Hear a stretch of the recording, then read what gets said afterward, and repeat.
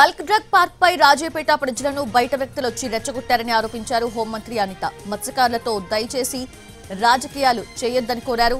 గ్రామస్తులను CM, deputy CM కలుస్తారని, వాళ్ళ దగ్గరికి నేను గ్రామస్తులను తీసుకెళ్తానని అన్నారు అనిత. స్థానికుల కోరిక మేరకు బల్క్ డ్రగ్ పార్క్ పనులు తాత్కాలికంగా నిలిపివేయాలని ఆదేశించామన్నారు అనిత.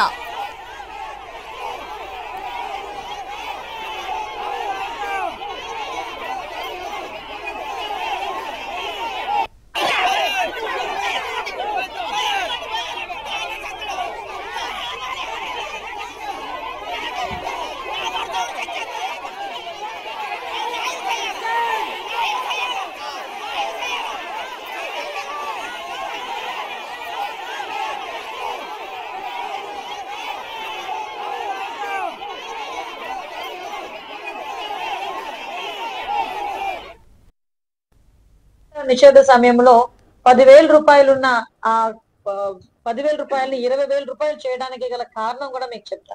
నేను ఈరోజు ఆ రోజు ఒకసారి సీఎం గారు, ఇప్పుడు సీఎం గారు అప్పుడు ప్రతిపక్ష నాయకుడు వైజాగ్ లో ఒక్క మత్స్యకార నాయకులతో ఒక మీటింగ్ పెట్టారు. మనకి స్టేడియం దగ్గర కన్వెన్షన్ సెంటర్ పెట్టినప్పుడు ఆ రోజు మా కార్యకర్త సింహాద్రి ఆ రోజు సీఎం గారికి, సార్ ఇలా మాకు సరిపోవట్లేదండి, మాకు 20,000 రూపాయలు చేయాలండి అంటే నోట్ చేసుకుని వెళ్ళారు. తర్వాత క్యాబినెట్ మాకు పోల్ బ్యూరో టైంలో ఈ 20,000 రూపాయలు ఇవ్వాలి మత్స్యకారు సోదరులు కోరారు అంటే మనం ఇవ్వగలమా అంటే ఇచ్చి తీరాలి అని చెప్పి ఆ రోజు 20,000 రూపాయలు ఆ రోజు అనౌన్స్ చేసి, ఆఖరికి మొన్న రీసెంట్ గా కూడా మత్స్యకార భరోసాకి మనకి మత్స్యకార సేవలు అని చెప్పి ఈ రోజు వాళ్ళందరికీ కూడా 25,000 రూపాయలు ఇవ్వడం జరిగింది. ఈ రోజుకి కూడా మత్స్యకారులు సముద్రం మీదకి వెళ్తే వాళ్ళకి మనకి ఎల్ఈడి లైట్స్ గాని, మళ్ళా జియో ట్యాకింగ్ కి సంబంధించి వాళ్ళకి వే తెలియడానికి కూడా జియో ట్యాకింగ్ సంబంధించిన మిషన్స్ గాని ఇవన్నీ ఇచ్చింది గవర్నమెంట్. అప్పుడు తెలుగుదేశం పార్టీ గవర్నమెంట్, ఇప్పుడు ఎన్డీఏ గవర్నమెంట్. మీకు ఆ రోజు కూడా చాలా మంది మత్స్యకారులకి తొందరగా వాళ్ళు శక్తిని కోల్పోతారు సముద్రం మీదకి వెళ్తే అంటే వాళ్ళకి 50 సంవత్సరాలకే పెన్షన్ ఇచ్చిన ఘనత కూడా గౌరవ ముఖ్యమంత్రి చంద్రబాబు నాయుడు గారికి.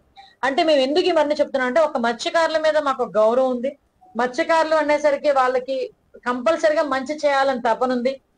ఈ రోజు గవర్నమెంట్ కూడా దానికి చిత్తశుద్ధితో పనిచేస్తాము.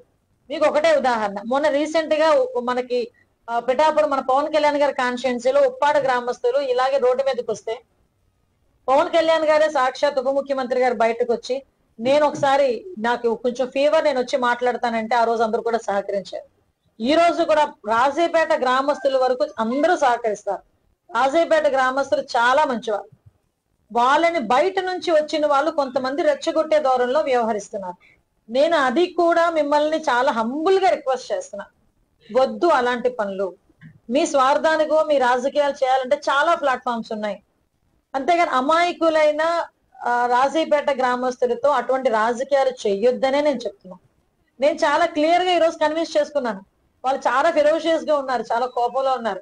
అయినా ఈ రోజు నా మాట విని ఈ రోజు నేను ఎక్కడి నుంచో పారిపోయి రావాల్సిన అవసరం లేదు. నేను వేరే వెహికల్ తీసుకొచ్చి 5 నిమిషాల పని పోలీస్ డిపార్ట్మెంట్ వాళ్ళకి నన్ను వేరే వెహికల్ తీసుకొచ్చి వేరే రూట్ తీసుకెళ్ళడానికి. కానీ నేను వద్దన్నా, వద్దు, నా గ్రామం ఇది, నాకు ఓట్లేసిన ప్రజలు, నేను వాళ్ళ కుటుంబ సభ్యురాలని, నేనెందుకు భయపడాలి, నేనెందుకు బ్యాక్ స్టెప్ వేయాలి?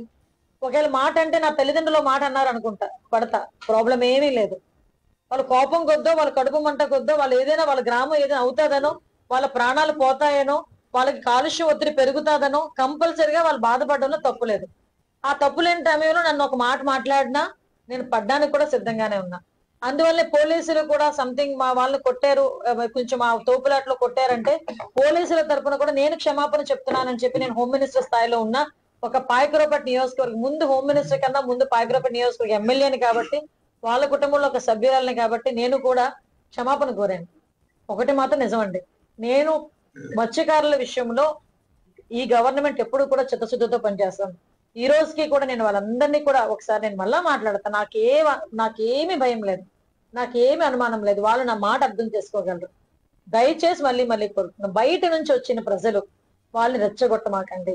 వాళ్ళు తెలివైన వాళ్ళే, వాళ్ళకి కావాల్సిన వాళ్ళు రేపు పొద్దున మీరు రెచ్చగొట్టి బయటకు వెళ్ళిపోతే ఇబ్బందులు పడి మళ్ళా వాళ్ళు అనవసరంగా బతుకు తెరువు పోగొట్టుకునే పరిస్థితులు కూడా చాలా మట్టుకు వీళ్ళు ఈ రోజు